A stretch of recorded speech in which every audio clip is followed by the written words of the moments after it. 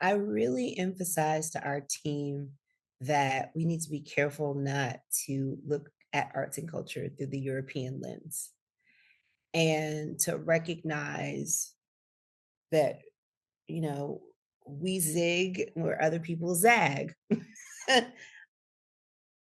And so, you talked about it, the fashion sense. I was recently at an event with a friend, and they were like, the fashion in Baltimore has always been, top notch and groundbreaking. Yeah. I have friends who have said Baltimore does things in fashion that New York could only wish they could. Like it's effortless. It's not like it's contrived.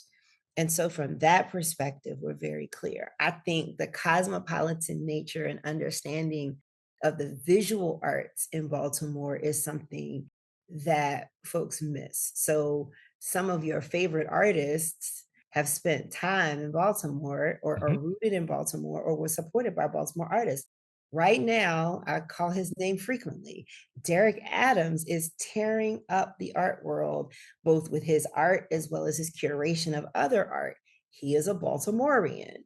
He is included in the Dean collection, as are Amy Sherald, who has connections here. I think kind of tangentially, Kayende Wiley has some connections actually through Derrick's cousin, Danny Simmons. And so when you look at just the ability to be discerning around what's coming, what's next, what's cutting edge, it's amazing. Ainsley Burroughs. So I had to talk about Ainsley Burroughs. Please. We're about to do a show with Ainsley in September, right? Art House is probably one of my favorite things because it sits in the neighborhood and you'll say, like, who are all these people assembled around this little house? And you go in and it's like all of these like neat and cool and different people, right?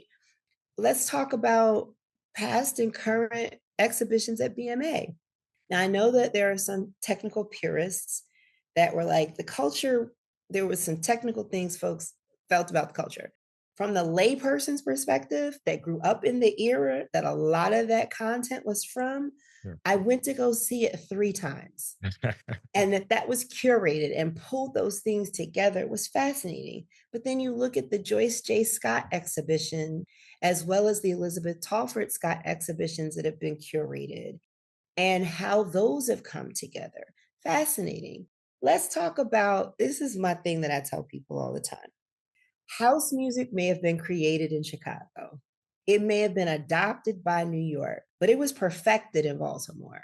And we get to put that on display during Artscape. We're going to do a set with Collective Minds. Alternate is going to be doing some things. And so, yes, let's talk about architecture.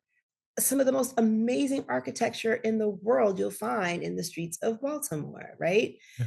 Let's talk about film. John Waters, creative genius, right? Yeah. And so you talk about taste and, flyness, uniqueness, quirkiness. Here's where it's at.